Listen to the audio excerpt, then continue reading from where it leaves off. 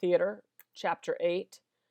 This is, my name is Jenny McClendon, and this is for Humanities 210. The elements of drama is where we're going to start. This particular slide and the next one are heavily referenced on your test, so I strongly recommend that you enjoy learning about these particular items.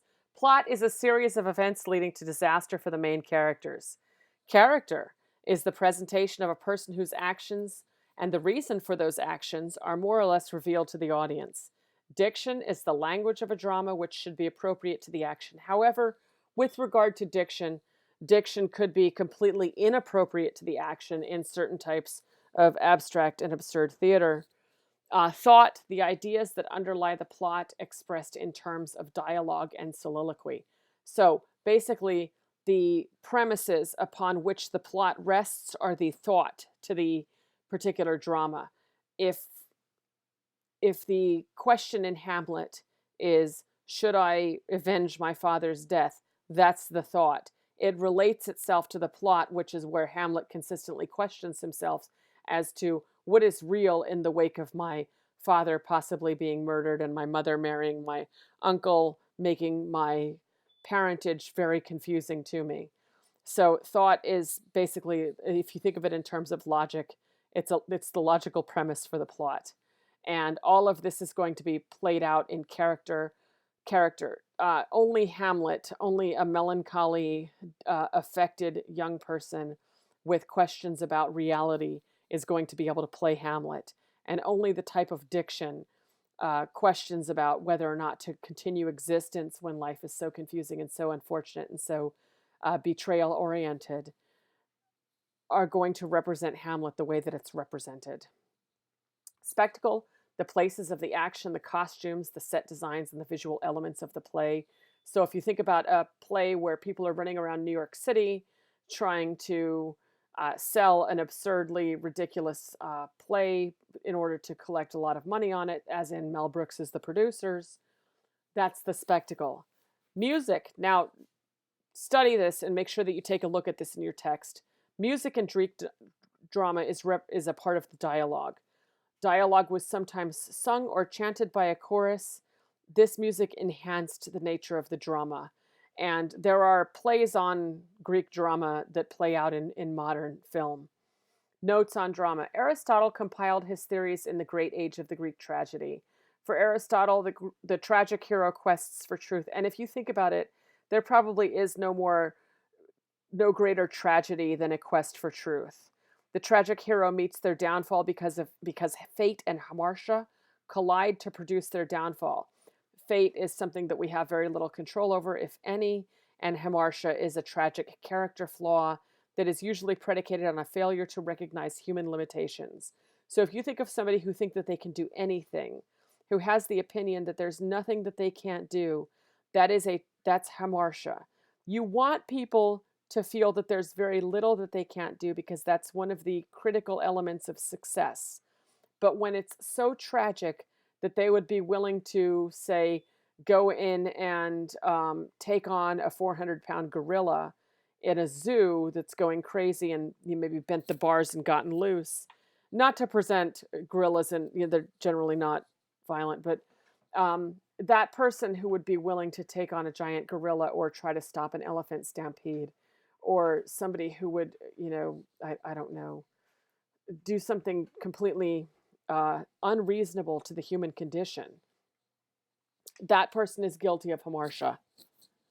Drama. Catharsis is the purging of emotions leading to personal and spiritual renewal.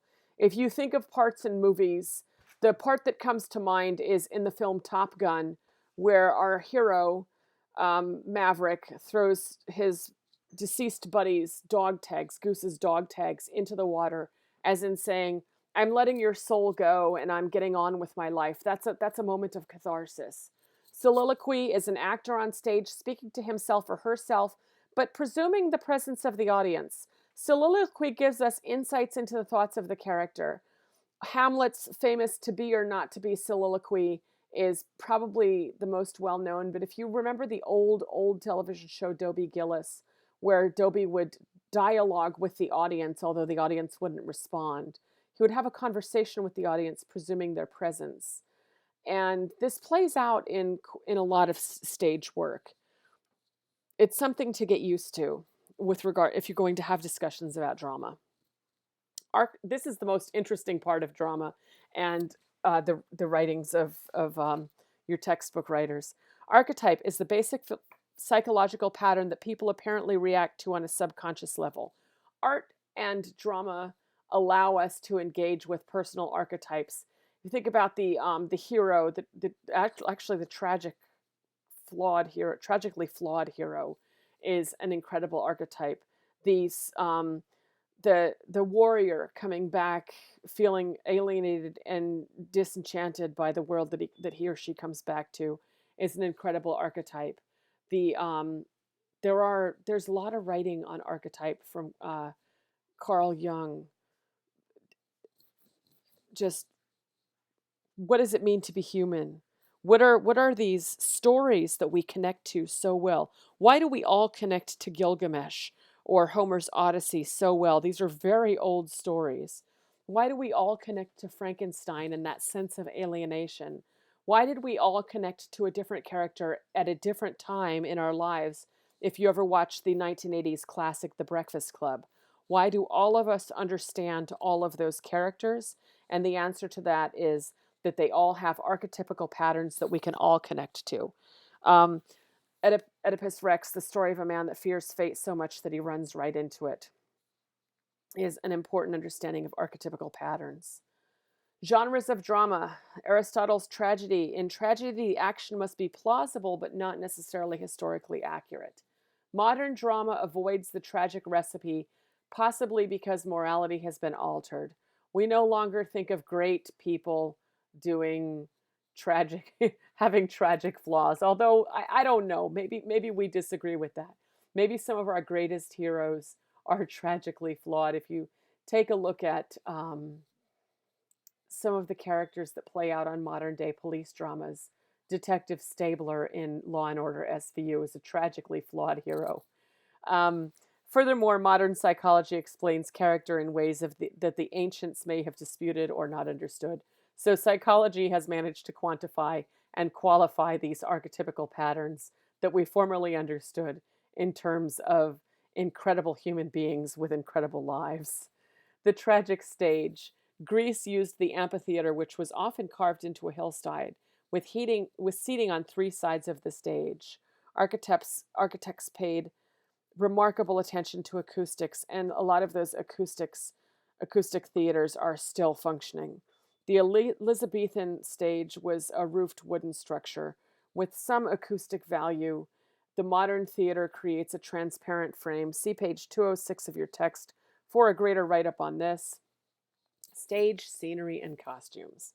Modern theater relies on scenery and costumes. Greek drama used a basic set, and the actors wore simple clothing with elaborate masks.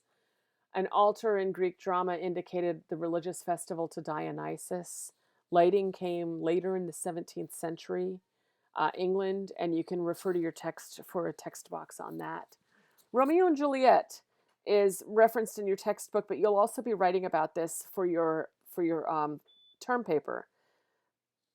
I want you to go beyond the idea that Romeo and Juliet were star-crossed lovers. That is a true representation of Romeo and Juliet, but it's troubling in the sense that it's extremely simple. Yes, these people are archetypical because they're so real. They're extremely young and they're acting like young people do. They're driven by fate, but that fate isn't some fate up in the sky necessarily. That fate is the fact that their parents hate each other. And in so many cases, love is forbidden. In fact, love is perhaps the most forbidden of human emotions. Either forbidden because you're too young, because there's an age difference, because you're members of a different faith, because you're members of a different original community, because you're members of a different nationality, because your nations are warring. And if you think family wars cause problems among people. Imagine what it was like back in the 1960s, 70s, and 80s.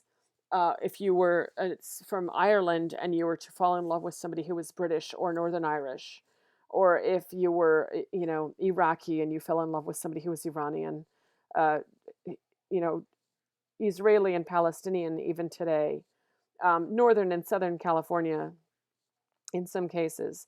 This play is about so much more than forbidden love. And think about the ridiculous parameters that we apply to what it means to love one another. This play is so incredibly realistic when we strip away the star-crossed lovers. Old comedy. Comedy. Aristotle wrote a book on comedy that's been lost to history. And the reason that we know that it existed is because it's referenced in other manuals. But what we know of that book is that he identified comedy in terms of old comedy and new comedy. Old comedy is free and raucous. Today we would use the term politically incorrect. Honestly, Roseanne Barr is probably an example of old comedy. Just anything can come out of their mouths. Amy Schumer is an example of old comedy. Um, Lenny Bruce, if you watch the film Lenny with Dustin Hoffman, not Hoffman's best film, but a decent representation of Lenny Bruce, um, is old comedy. Aristophanes was a master of old comedy. Nightclub comedians tend to use an old comedy routine because when you have a bunch of people around in a room and they're enjoying adult beverages, um, certain things are tolerable that would not be tolerable on primetime television necessarily. I teach an entire course on comedy here in Silver Spring, Maryland, so I have a lot to say about this particular topic. New comedy is concentrated on the everyday life of the Athenian person. Type characters are a part of new comedy, and new comedy also uses archetype and stereotype. So the idea that somebody from the mountains would be different than somebody from the beaches would play out in new comedy, but also keep in mind the way that we understand each other, those archetypes and stereotypes, the new and old, the young and old person, the older person being intolerant of the younger person makes for a good stereotype. The old Odd Couple television show with the meticulous, uptight, neat freak with the sports writing slob as roommates and as actually best friends are an incredible archetype and stereotype play off of one another. In summary, the subject of human drama is the human condition. We learn who we are through drama. We engage in drama. Drama does not necessarily have to be politically correct, truthful, or accurate. It simply has to have a message that we can relate to. You'll If you go on to study drama, and I encourage this, if you go on to study drama, you'll find that there are drama archetypes, or there are playwright styles, or there are film writing styles. Even in your textbook talks about film writers and screenwriters like Quentin Tarantino, who write these incredibly abstract but also powerfully realistic characters into films that are hard to follow. There's something to be said about understanding the human condition through drama. Hamlet, Romeo and Juliet, King Lear, any of these plays tell us something about what it was like to be human at the time and connect us with our archetypical human past.